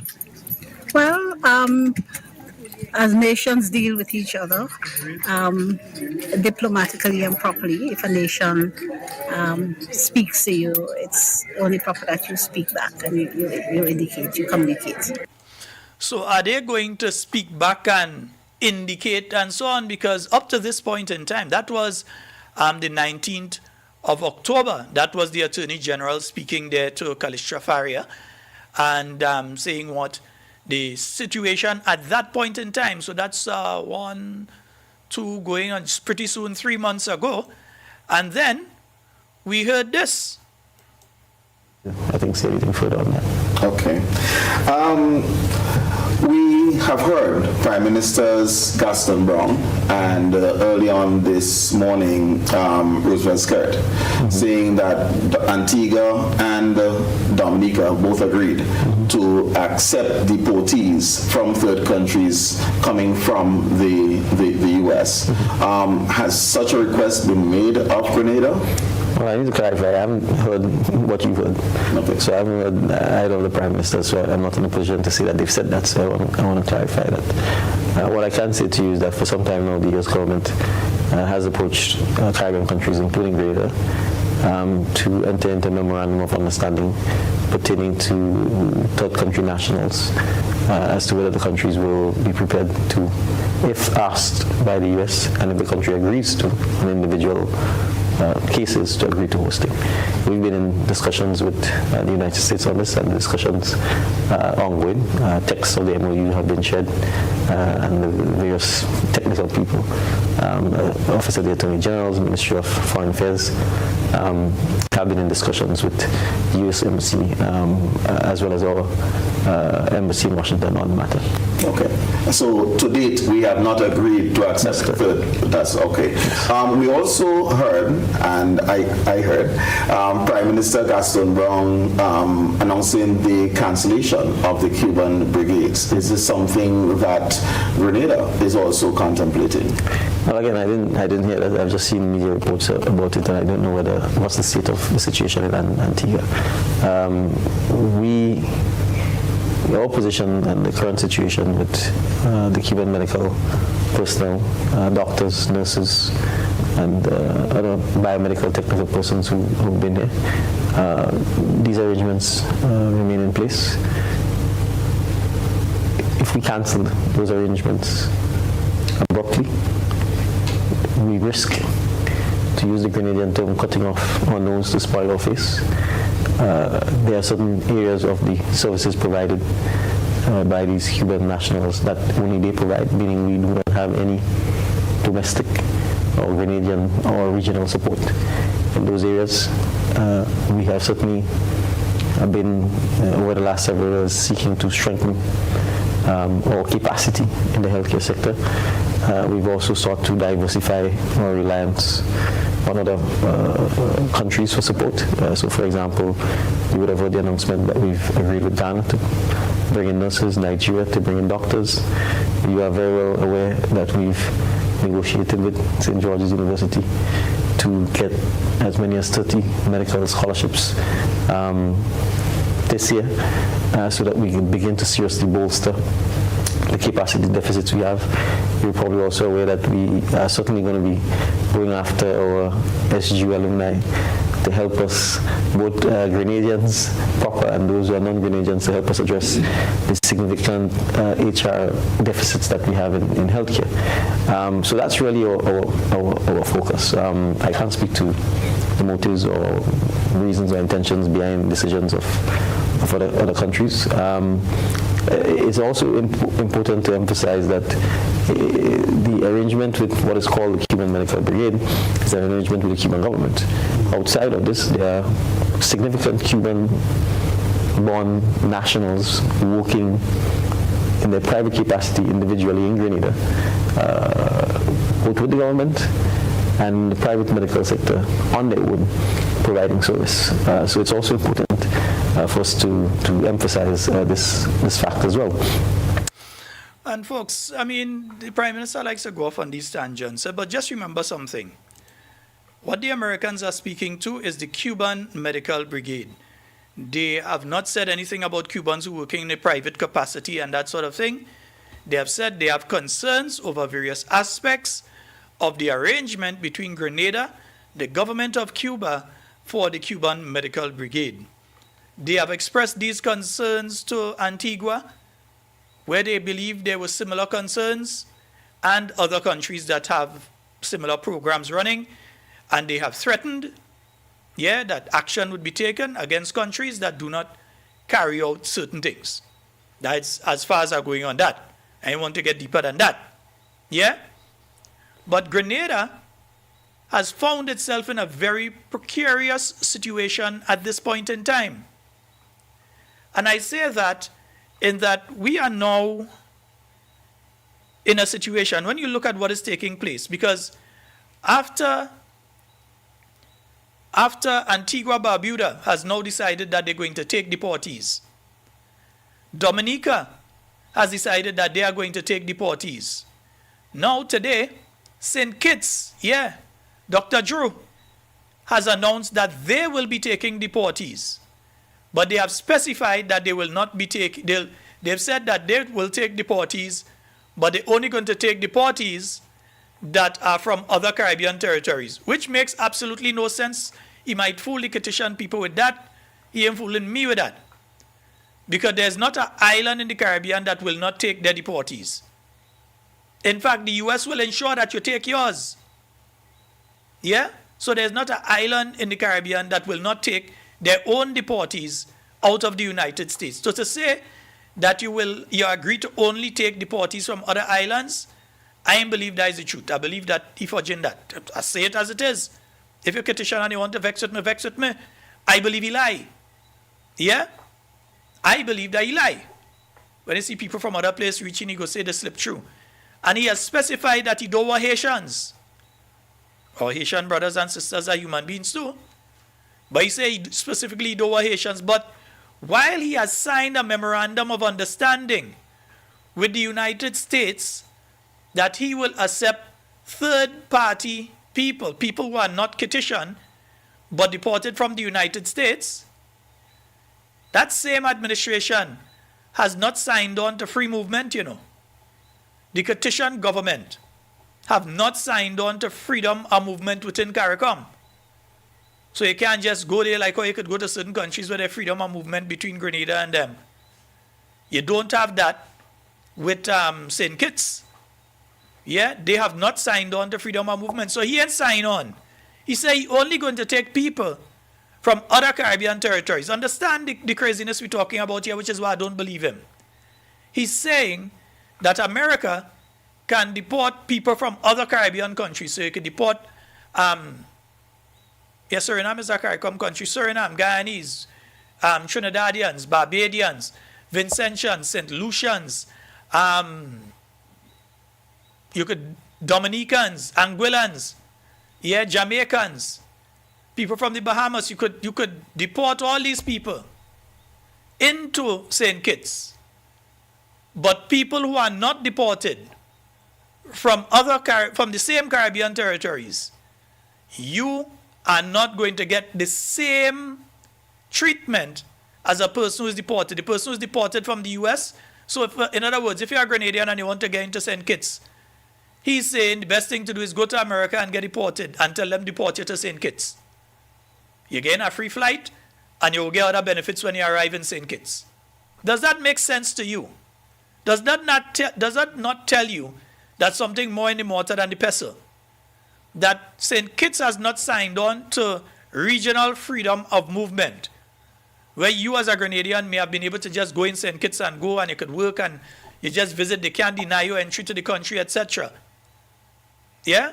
As a CARICOM nation, let's even say Trinidad, let's take it out of OECS and say Trinidad.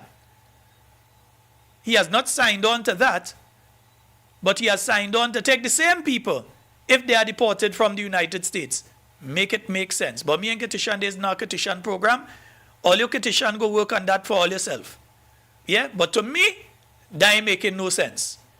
But in addition to that, my friends, late this evening, I saw a note that Guyana has also mentioned that they are in discussions with the United States to take some of these deportees. Guyana are real land, they are the interior, they are real space. Guyana could take for everybody. But Guyana is also in discussions. Meanwhile, Grenada, which is the first country that was approached, and then approached a second time, they twisting around and around and around. And you see what happening? Even those countries that say they're taking, they have been hit with various things. We already in a situation where we can't send any fish into the United States. And it is going to affect our ability to send other agricultural products to the United States. Just go back in GBN News and listen to the report in relation to AmeriJet and so on. It is going to affect our ability to send other things like our soursop and so. To get that into the US market is going to be a problem. So you have that as an issue. Yeah? You see other islands have lost the ability to get visas. They're going and they're turning them back in Barbados, in the OECS. So here in St. Lucians, while not announced publicly, are having issues that they're going to get their visas and they're being turned back.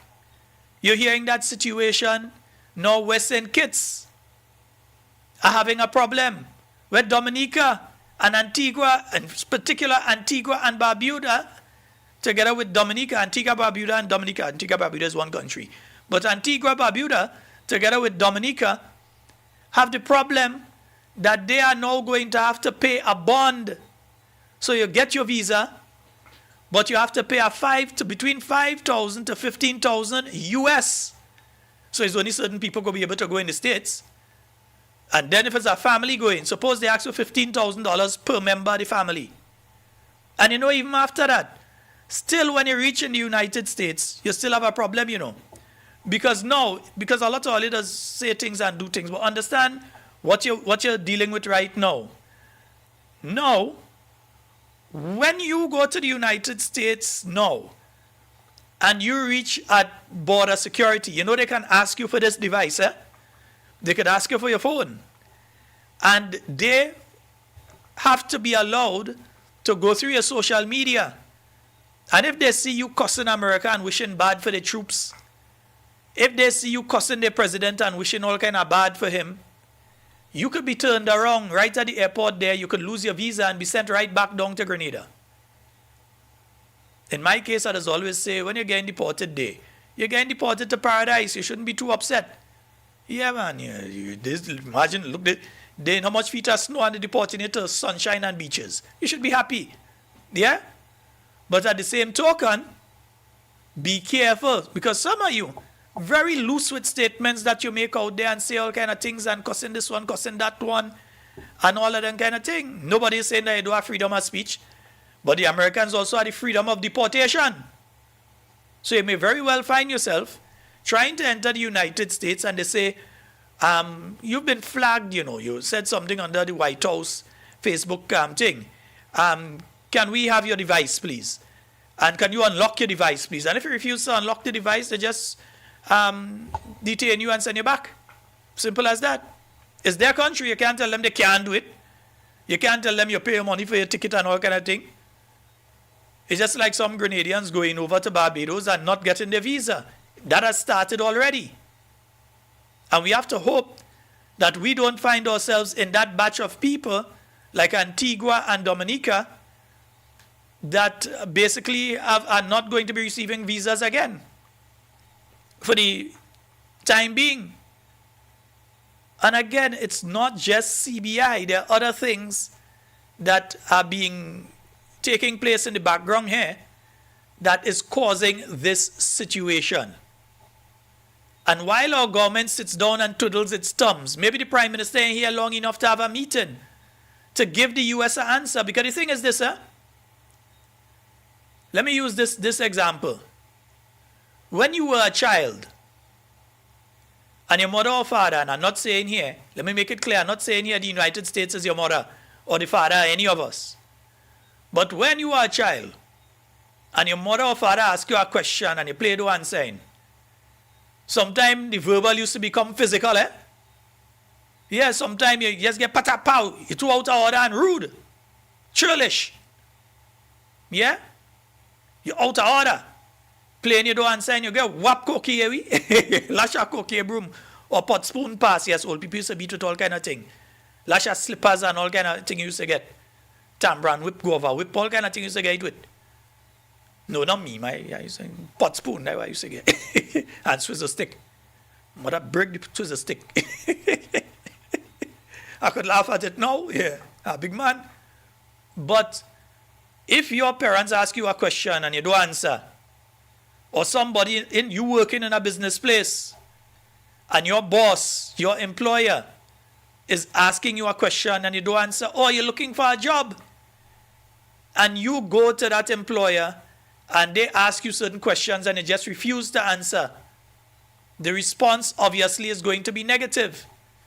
Whereas if you answer, you might think the outcome will be negative, but the answer might end up being positive. Could it be that the government here is basically playing for time, hoping that Guyana go take, and Trinidad go take, and all the other islands go take, and because they taken, that America go say, well, Grenada, everybody else take, you don't need to take?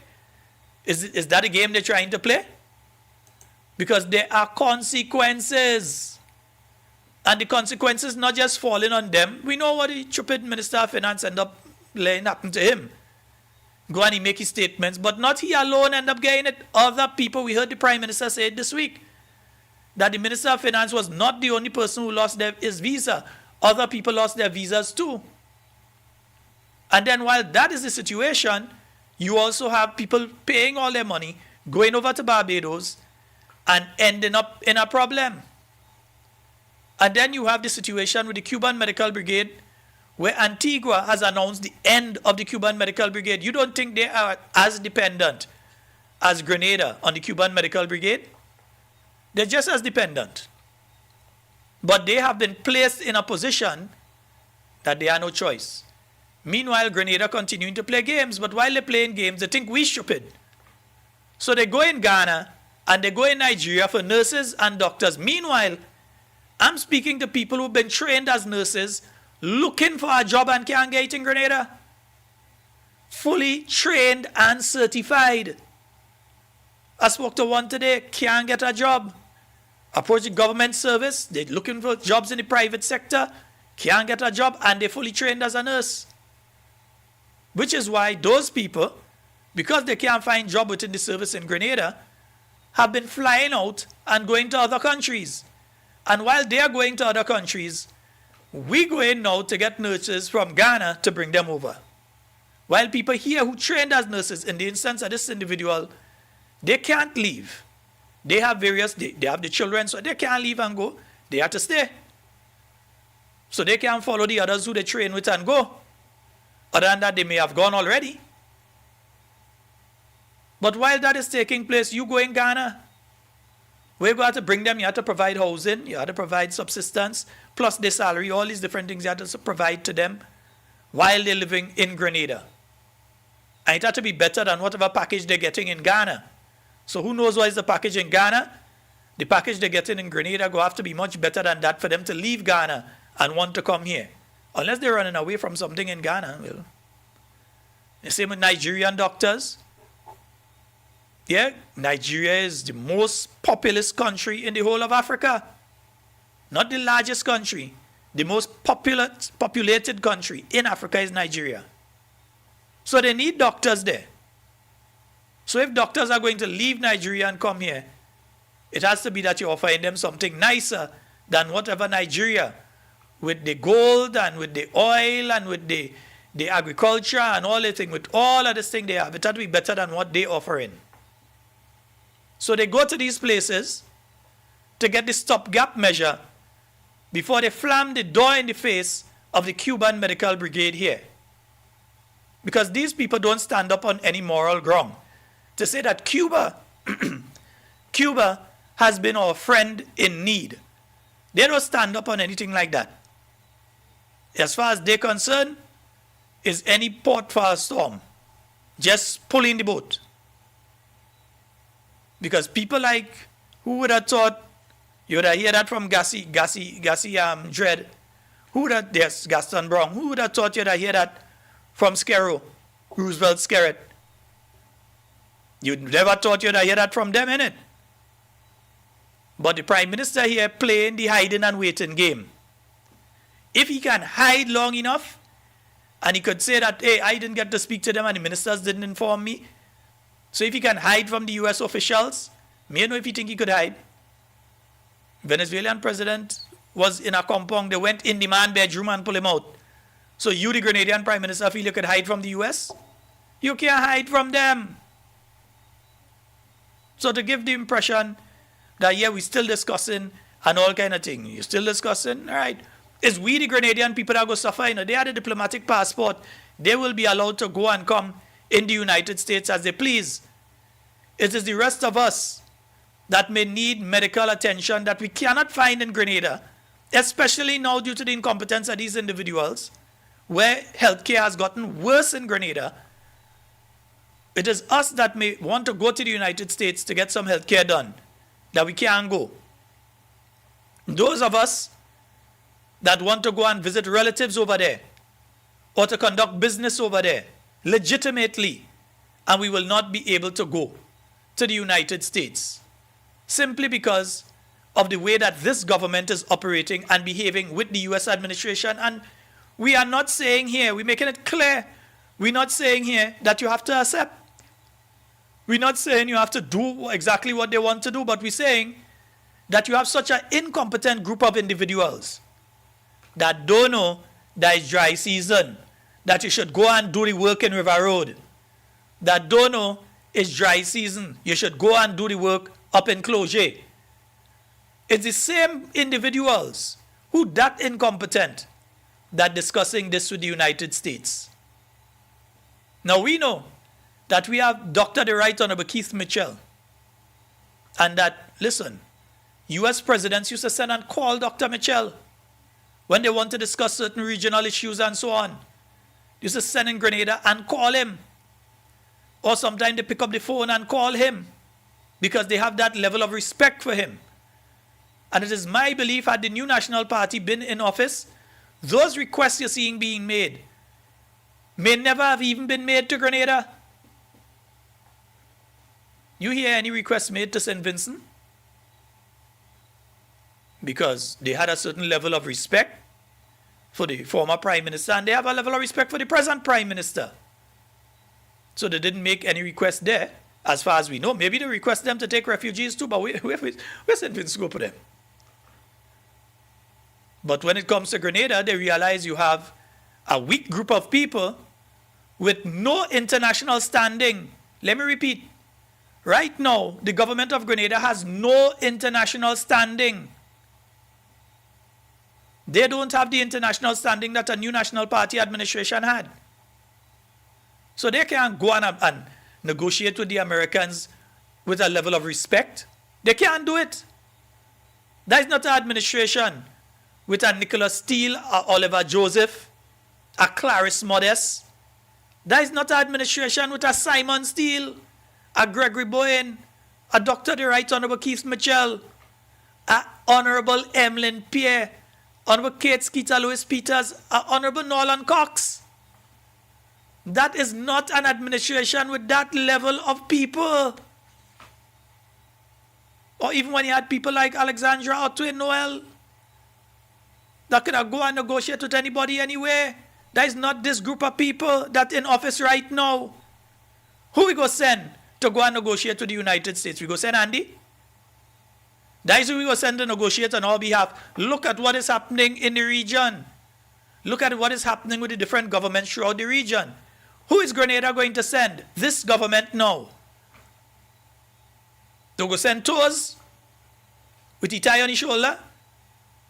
You heard how President Trump deal with the president of Ukraine for how he dressed when he came to a meeting with him. How you think they go deal with tours if he go with the tie on his shoulder? How you think they go? Do you think they will take him seriously? Who in the government you're going to send? You go send Tevin? Mr. Pinky Tukolux? That's who you're going to send? In fact, well, it doesn't say need to represent Grenada or nothing anyway, except to go and lose election in Jamaica and say the Prime Minister, yeah, he sent us, we take how much plane they said they take? He and Andy said they take 5 planes, 6 planes to reach here. I never know that now, but I know you take 1 plane from Grenada. Even if you stop off in another Caribbean territory, you go to Miami, you take a plane from Miami and you go to Jamaica. And even if you take a plane from Kingston over to Montego Bay, it's still in taking 6 and 5 planes. Nonsense. But anyhow, but these are the people that we have. You go send Karine to negotiate on behalf of Grenada. You go send one of the total loser team that they have in the Senate right now. Because the whole Senate team of the National Democratic Congress is just as much as losers as those who sit in the House of Representatives. Waste our time. Or you go take Ron and send him? Who will they send to negotiate on behalf of the people of Grenada? Because some negotiation has to take place. Yes, Pinky Tukolux, that's his name now.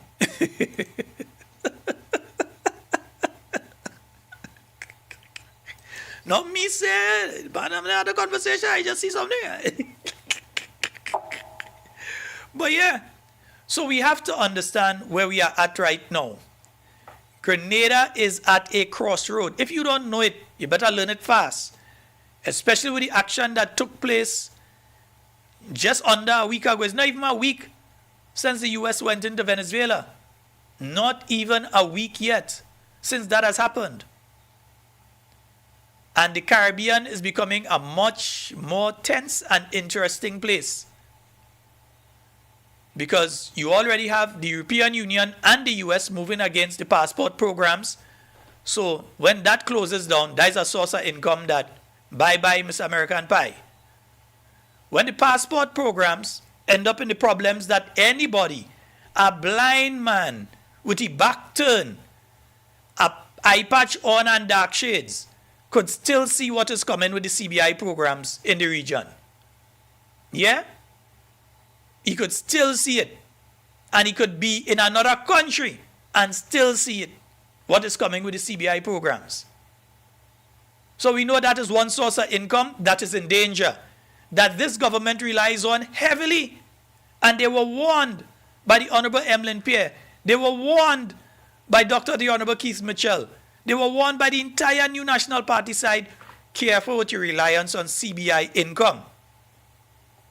But they focus heavily on it.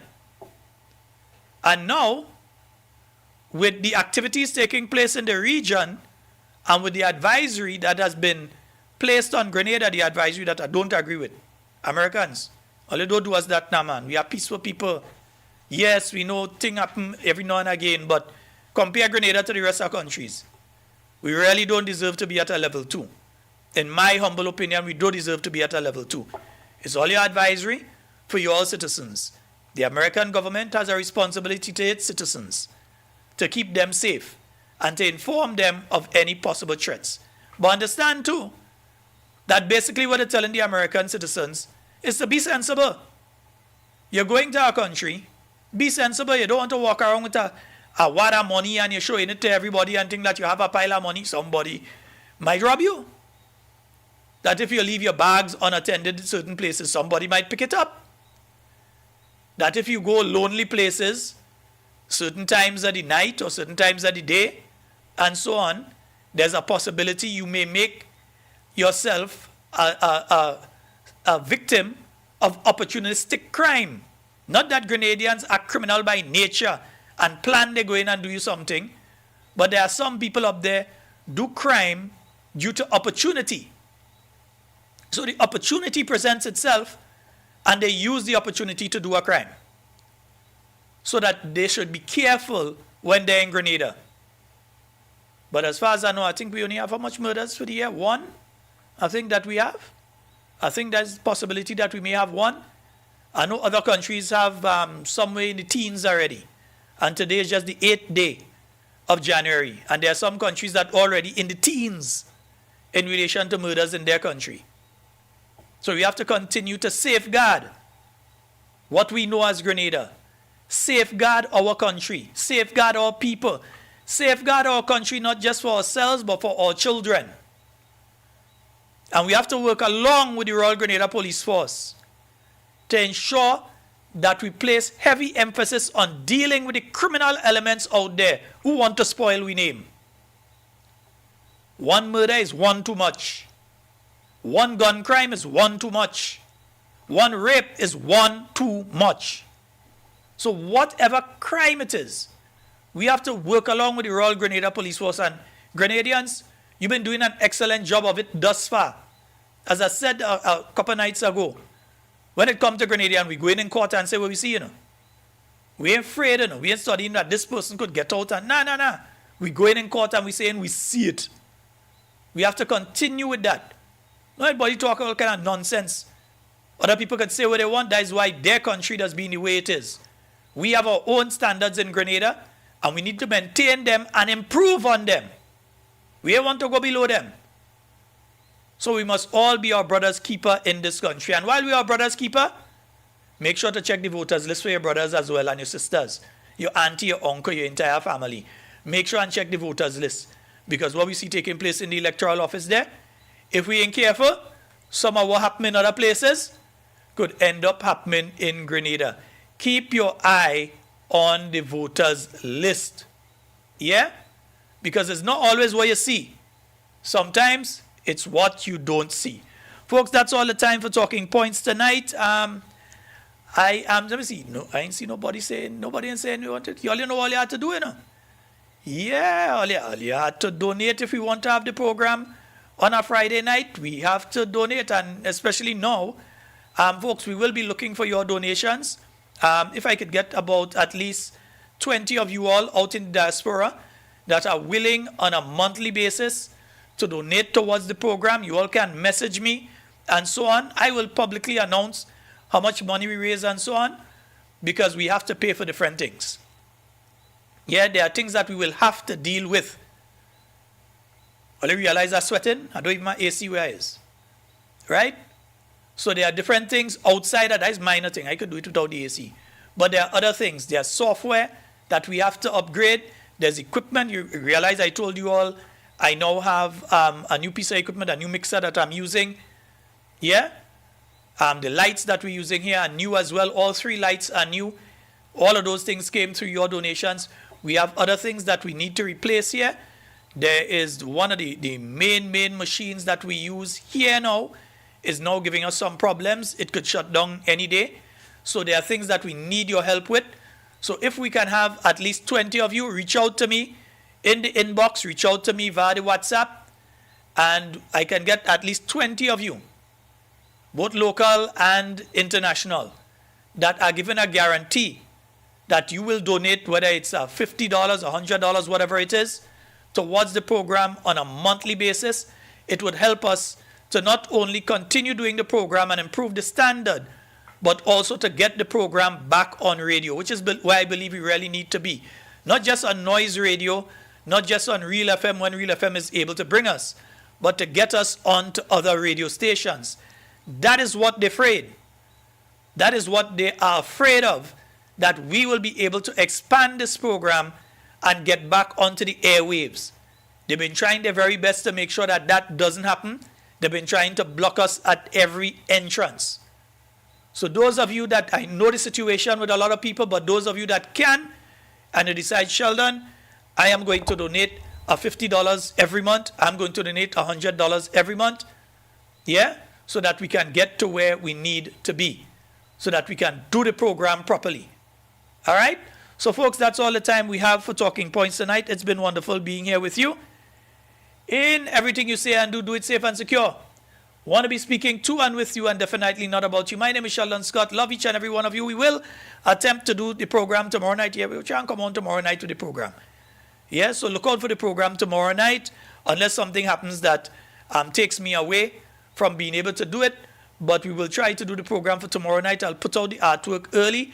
But remember as well tomorrow morning, you have the extension that's taking place on Real FM.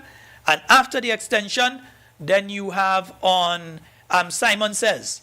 Yeah, and I believe Simon Says is on MTV and so as well. And they also a radio version that is out. But tomorrow from 5 p.m., Simon Says will be live. So yeah, just put the little thing into your reminder so that you could look out for Auntie Jenny tomorrow afternoon. Folks, I am out in everything you say and do. Do it safe and secure. I want to be speaking to and with you and definitely not about you. Till tomorrow night, I'm Sheldon Scott signing out. Love you all.